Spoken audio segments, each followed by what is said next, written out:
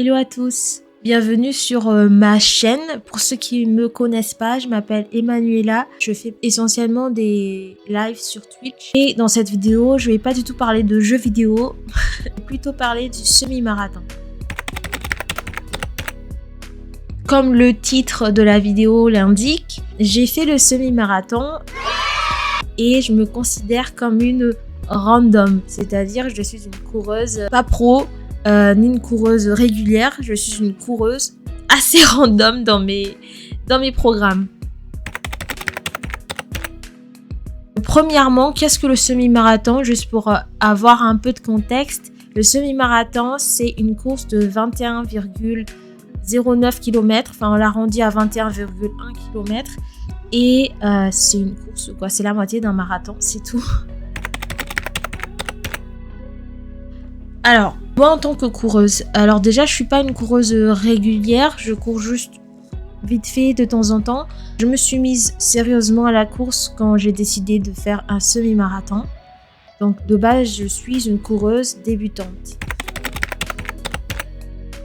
D'où m'est venue l'idée de faire un semi-marathon. C'est arrivé progressivement. Donc de base, moi je courais avec un pote il y a longtemps, il y a peut-être 5 ans déjà. De temps en temps à un stade, sauf qu'on a arrêté nos séances de course. Certains de nos potes sont partis à l'étranger, d'autres ont déménagé dans d'autres villes, donc on n'était plus que deux et on n'était pas très motivés pour courir. Donc ce que je faisais, c'est de courir peut-être une fois par mois, ce qui est vraiment pas suffisant pour faire un semi déjà de base. Et j'ai complètement arrêté la course pendant peut-être 2 ans. J'ai une sœur au fait qui aime bien courir de temps en temps quand c'est une course caritative, donc elle n'est pas très sportive mais elle essaie toujours de participer aux courses caritatives. Donc elle a participé à la Montpellier-Rennes, qui est une course d'à peu près 5 km au centre de la ville de Montpellier et qui permet du coup de financer la recherche contre le cancer du sein. Donc j'ai accompagné ma sœur lors de cette course et c'était incroyable au fait de voir autant de gens avec un t-shirt rose courir dans tous les sens et s'encourager du coup pour une bonne cause, et ça m'a vraiment donné envie d'aller courir aussi. Donc j'ai dit à ma sœur, quand tu vas t'inscrire à une autre course, dis-moi. Et quelques mois après, il y a eu les 10 km de Montpellier. Donc elle s'est inscrite et moi aussi je me suis inscrite avec du coup le pote avec qui on courait de temps en temps. Et on a fait nos premiers 10 km. Mon premier 10 km, je l'ai fait en 1 heure et 6 minutes. Donc c'est un temps assez raisonnable. C'est pas non plus, c'est pas rapide, c'est un temps normal, quoi. Ensuite, j'ai enchaîné les courses qui se passaient à Montpellier. Donc j'ai fait le marathon en relais avec des potes. Et j'ai encore refait un 10 km de Montpellier. Et cette année, donc, il y a eu encore le marathon en relais, le marathon et le semi-marathon et la marche nordique. La marche nordique, c'est pas un truc qui me tentait. Et je voulais encore courir du coup le marathon en relais. Sauf que la majorité de nos potes n'étaient pas dispo cette fois-ci. Du coup, avec ce pote avec qui on courait de temps en temps, on a décidé de faire le semi-marathon. Donc là, il fallait être sérieux dans les programmes d'entraînement. Donc la préparation, en ce qui concerne la préparation du semi-marathon, j'ai pas fait une préparation. Du coup, je courais une fois par semaine. Pourquoi une fois par semaine?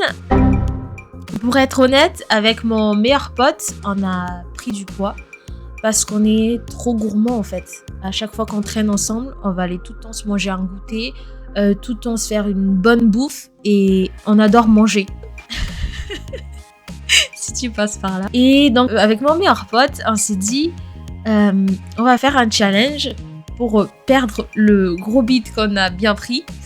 C'est de faire du sport tous les week-ends. Donc lui, c'était plutôt faire du vélo parce que lui, il peut pas trop courir. Et moi, c'était courir. Donc on devait se filmer. Donc là, il y a toutes les vidéos. Du coup, on courait tous les week-ends. Moi, je courais tous les week-ends. Donc ce que j'ai fait pour la préparation au semi, c'est d'atteindre au moins un petit 18 km avant le semi. Donc ce que j'ai fait, c'est que j'ai commencé par 7 km. En fait, toutes les semaines, je faisais une sortie courte et une sortie longue. Donc 7 km, 14 km, j'ai fait 5 km, puis 18 km, puis 6 km.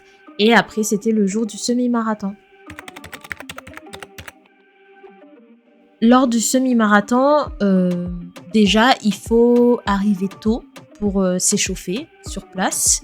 Après l'échauffement, il faut rejoindre ton SAS. Donc là, pour rejoindre le SAS, il faut vraiment être honnête quand on s'inscrit et quand on vient dans le SAS, parce que si tu as trop, on va dire, d'ego et de te dire oui, je vais faire le semi-marathon en moins de 2 heures, tu vas aller dans le SAS moins de 2 heures, mais après, il y aura beaucoup de gens qui vont te dépasser. Tu vas sûrement gêner les personnes qui courent vraiment à cette vitesse-là.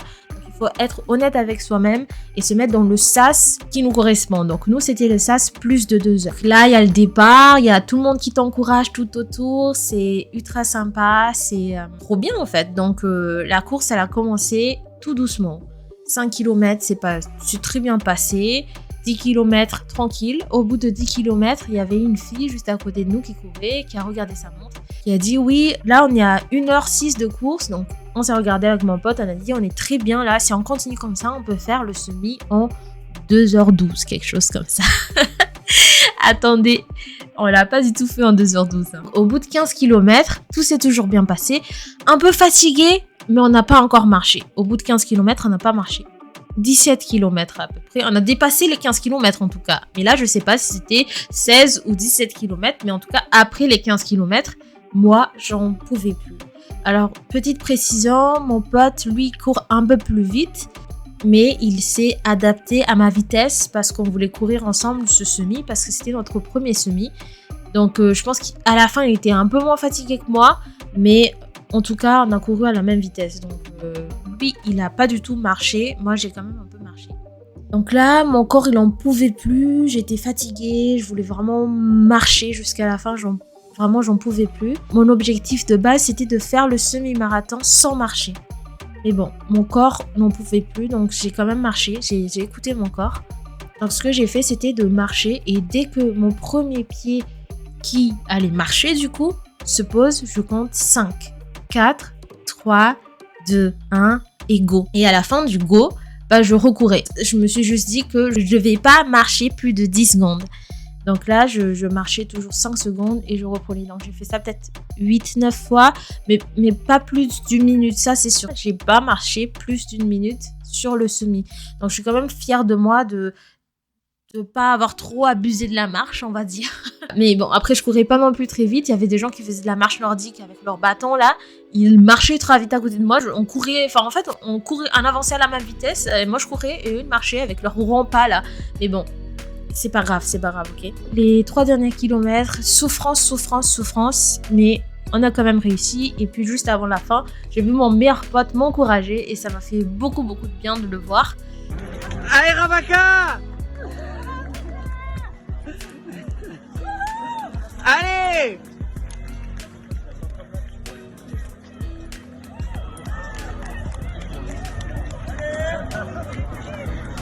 Et après, on a vu nos autres potes aussi qui nous attendaient à l'arrivée. Donc ça nous a beaucoup boosté au fait vers la fin. Fin du semi-marathon, je sentais plus mes jambes. J'avais ultra mal aux genoux. Je marchais plus. En fait, j'arrivais même plus à marcher. Je boitais même. Donc là, il y a une vidéo quand je descends les escaliers parce que du coup, je sais pas, je pense que c'est un truc qui est connu, je sais pas comment ça s'appelle, mais tous les coureurs, après une course, ils arrivent plus à descendre les escaliers parce que les cuisses sont trop travaillées, les genoux sont complètement morts. Donc du coup, on descend les escaliers un peu en crabe ou un peu comme ça, quoi. À la fin de la course, mon ressenti, c'était que j'étais fière de moi d'avoir fini quand même ces 21 km.